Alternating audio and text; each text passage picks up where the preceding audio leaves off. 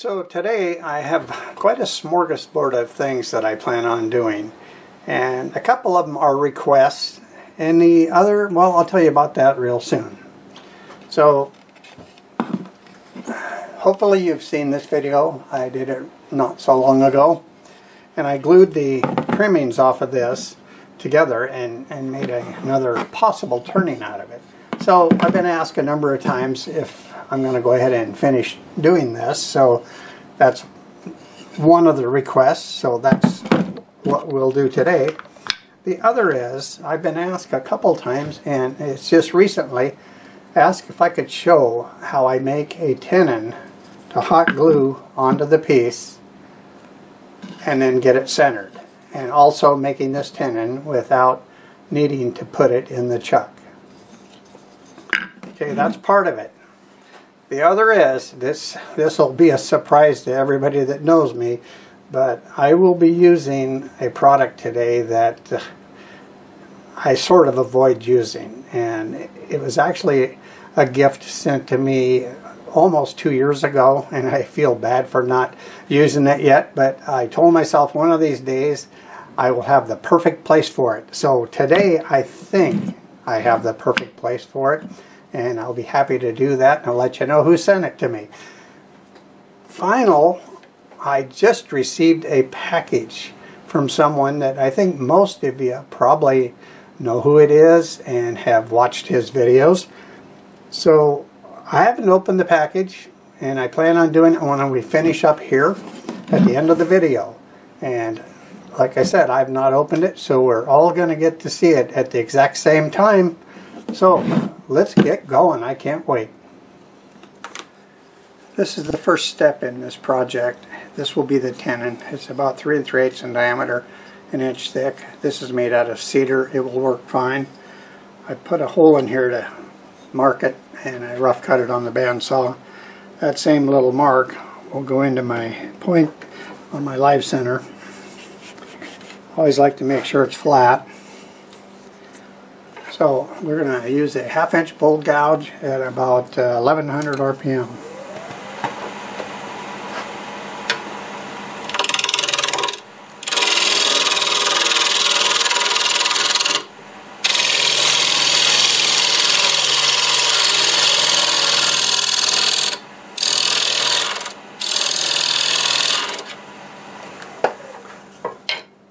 All I'm looking for is that this is round. So I'll take a pencil and I'll lay it right here.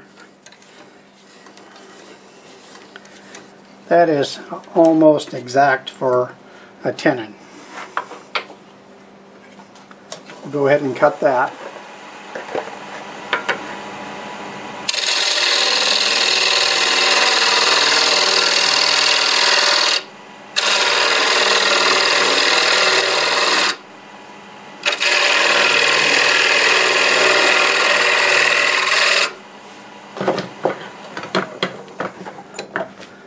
So I made this longer than it needs to be because I don't want this sticking way out. The closer that you can get this to the bowl, the better off you are. You don't want a tenon real long. Short is much better. I'll just square everything up using the diamond tip tool. It's a little bit low. Get that right on center. And we'll square it up.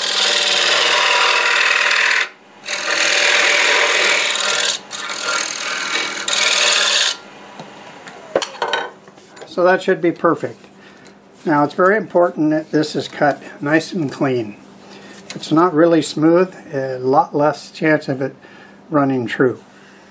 So now that I have the tenon turned, what I'd like to do is get it located as equal as I can to these features. In order to do that, I have some inside calipers. I don't even have any idea what the dimension is I'll put on there, as long as it's the same here. And I come over there and see that's off about 1/8. So I'll push this about 1/16. I just readjusted that like so. that's not bad. And I'm sure you can't see that, but trust me, it's fairly close.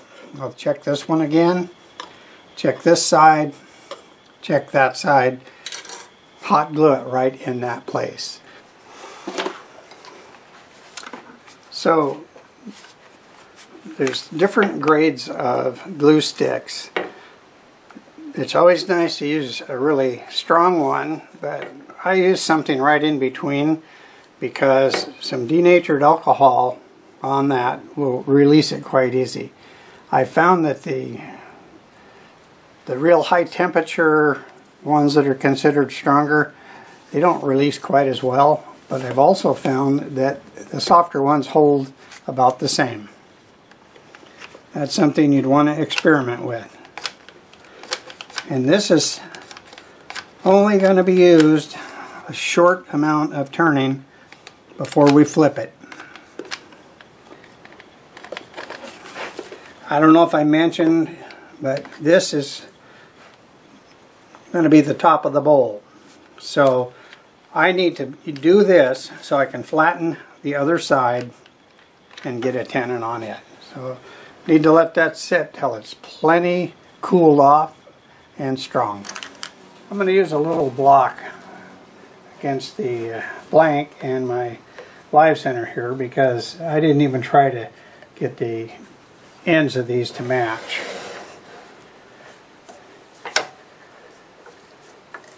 Because I have another plan for what's going to happen here, and that's going to also be part of what I was telling you about, a gift that I got a few years ago. And I do plan on cutting these off. I probably should have done it before I flattened it, but that's okay. Let's go ahead and use the same 1/2" bowl gouge, and I think we can use the same RPM. Yeah, maybe we'll back that off a little bit. So you can see the pattern. It's close. It's going to be close enough.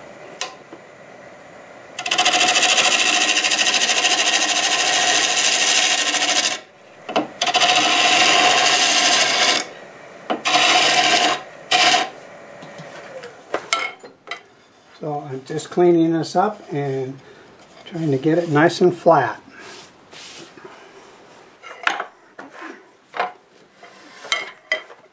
If that's flat,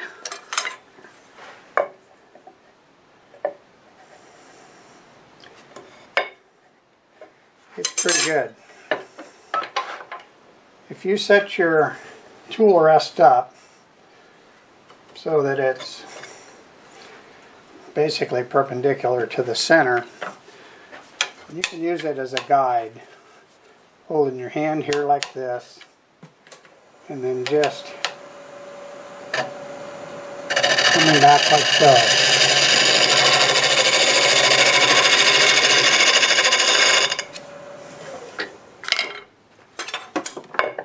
And that's flat.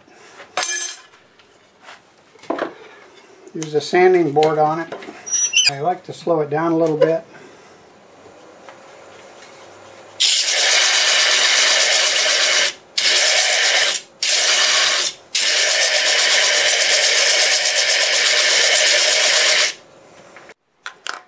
This is nice and sanded now, nice and flat. I originally was planning on doing a hot glued tenon on it, and when I was all finished I'd remove it. This would be the bottom. I started thinking about it and I decided to use this piece of sapele. I'll glue it on, then I'll cut a tenon in it, but I want it to be sort of part of the whole shape. So we're going to have a little base on here. And I've got a couple things in here that viewers have helped me out with. And viewer Mark, he was at a store somewhere and he noticed these little glue rollers and he thought I might like one. So he sent me that. So we're using that, and once we get it flipped around, I'm going to show you the other thing I got 2 years ago. And don't forget the surprise opening at the end of the video.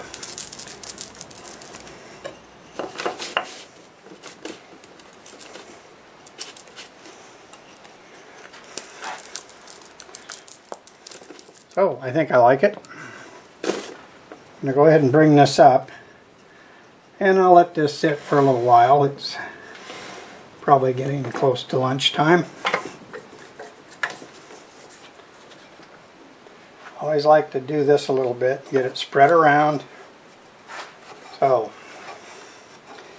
right or wrong, we now have a sapele base. This piece of sapele has sat all night, and now I'm trying to figure out how to incorporate this into the rest of the turning, make this into a base, and have it look good. So you can help me try to figure that out.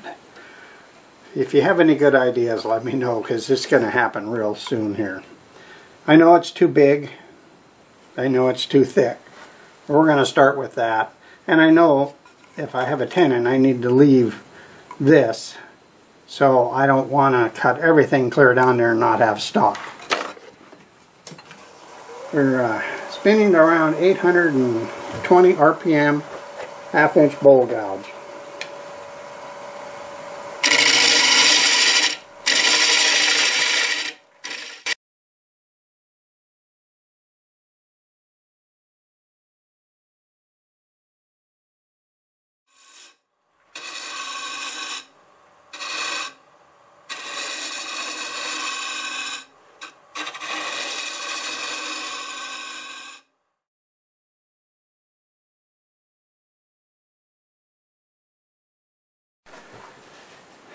I think I'll go ahead and sand this.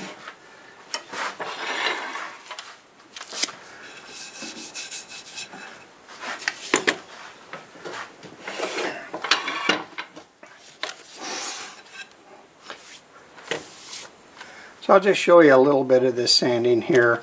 It's really going to be pretty simple, and I'll come back and we'll put a recess in here. We'll get it flipped around. I want to sand this in reverse.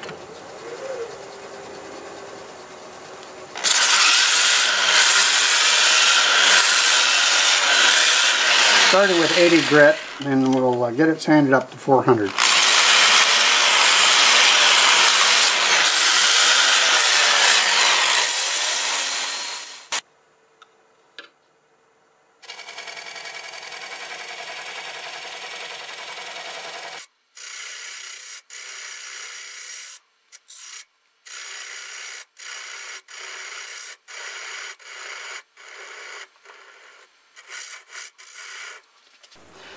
So after sanding the bottom, I cut the recess in there and I cleaned it up. I've got it flipped over. I could have just turned this little bit of hot glue off, but I want to show you how you can remove it with some denatured alcohol. And the fact that this hasn't been turned, I'm putting a good amount on there. And you do need to let it sit for a little while so it can get down in there. So I'll do that, and when it gets loose enough, I'll show you. It's been about 5 minutes, so let's go ahead and give this a try.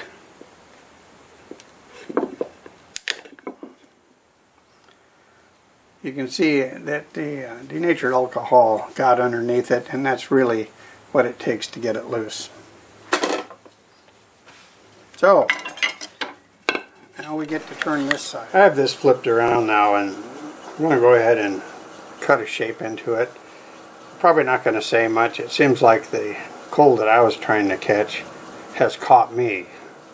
So we're going to go ahead and cut that out, and maybe I'll dub over this and tell you what's going on.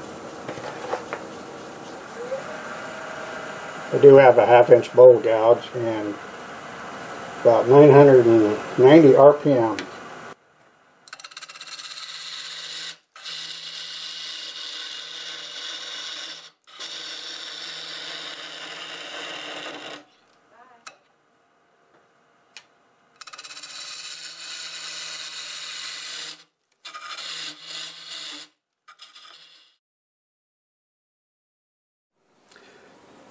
Right now I'm getting ready to do what I have planned for this hole, and I'm going to use some of the things that was sent to me a couple of years ago that I talked about that I haven't used. And I was watching a video from on the Siam wood shop. John was turning some epoxy, and I commented that that's pretty nice. I doubt if I'll ever mess around with epoxy. I just don't want to mess around casting pieces and buying equipment to do it.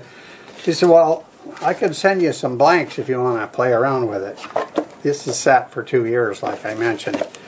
Well, I decided since that didn't close up, I'll go ahead and finally use a piece of John's epoxy. And I picked this color. I've cut it. It should be big enough to do that. I'm going to get a hole in here, and then I'll get this turned and try to insert it in, and we'll continue turning and get it all blended together. That's the plan. So I will see you shortly. I got to go have a cup of coffee.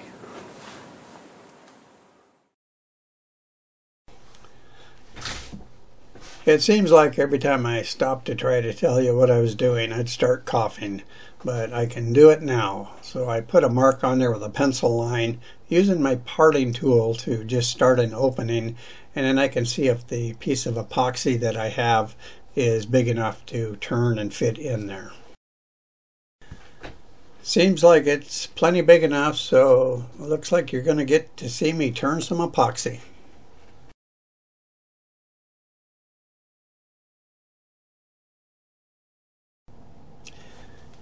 Nothing real special going on here, but I will say that this piece of epoxy turned very nice. I was totally surprised. I just used a 1/2-inch bowl gouge and it just shaved it right off, so I can't say that was a bad experience. I coated the inside of the hole and the outside of the plug with CA. I then put it in my chuck and used the tailstock to apply some pressure.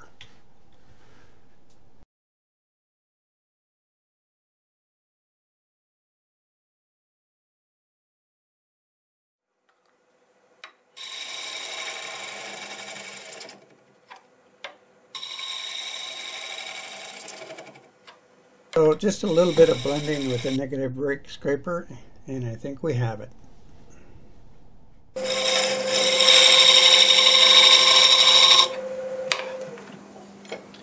Alright, I think that's not too bad. So I'll go ahead and get this all sanded up and then we'll get a finish on it.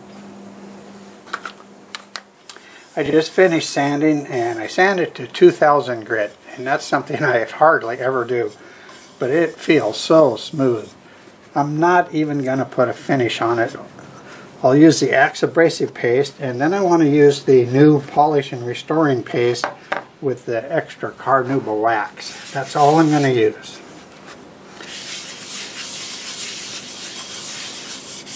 We'll see what it does, that epoxy in there. So that's one reason I went to 2000, was that little dot of epoxy I have.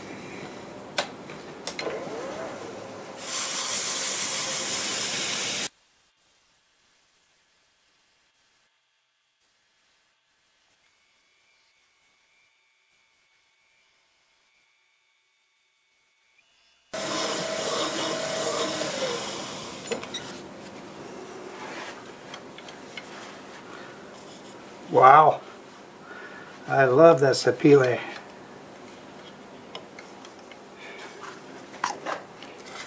Let's go ahead and get some of this double carnauba wax on it.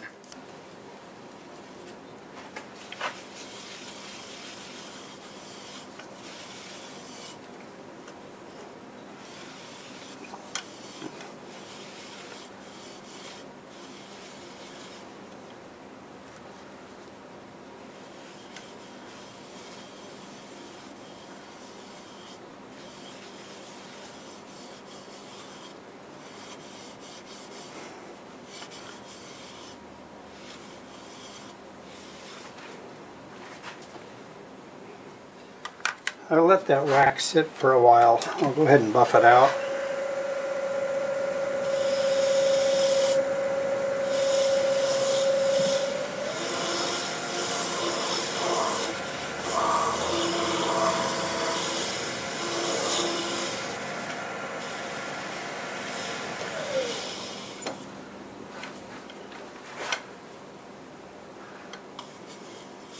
I like it.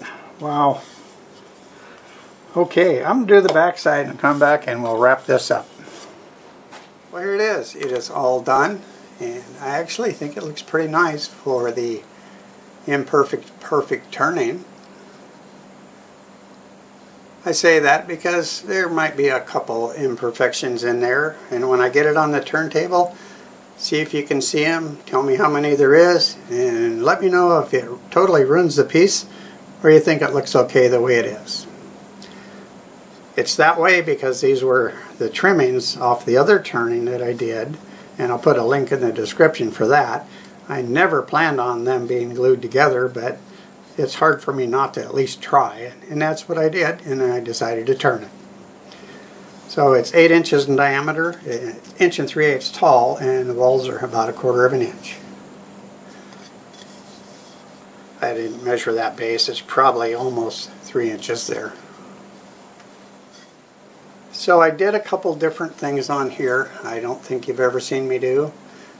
I actually turned a piece of epoxy, and it didn't turn out too bad. Oh boy, there's that chatoyance again. So that epoxy was sent to me by viewer John, all the way from Thailand. He sent me a box of some blanks. Sorry it took so long to get to it, John, but I sure enjoyed doing it on this one. I also used this little glue spreader that viewer Mark had sent me recently, and it all worked good. The other thing I did that was different is I didn't put a coating on this like spray lacquer or wipe on poly or polyacrylic. I went straight to the Axe abrasive paste. I did sand it to 2000, which I also usually don't do. Axe abrasive paste, then I use the Axe polish and restoring paste that has double the carnauba wax.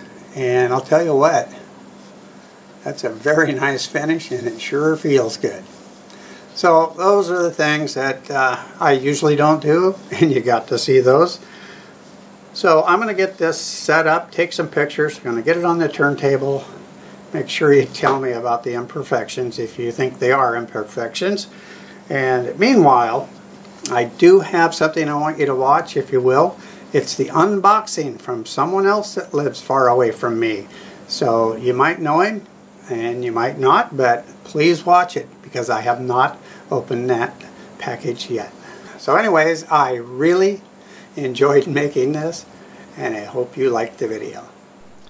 I have a public service announcement. Somebody forgot to mark out the addresses on this package, so I've blocked them out the best I can. Sorry about that, and now back to your scheduled program. I just got through taking some pictures of an upcoming video and getting ready to start a new one, and mailman dropped something off. And it's this package right here, and I'm pretty sure I know what's in it. It's an internationally tracked package, and it's from Hugh Davies. Hugh has a channel on YouTube. Wouldn't it be nice? Hugh is from the South Wales, UK. That's how far this traveled. I have not opened it. It says tough, waterproof, lightweight, and tear resistant. So I grabbed a pair of scissors. We're going to cut this open and have a look at it.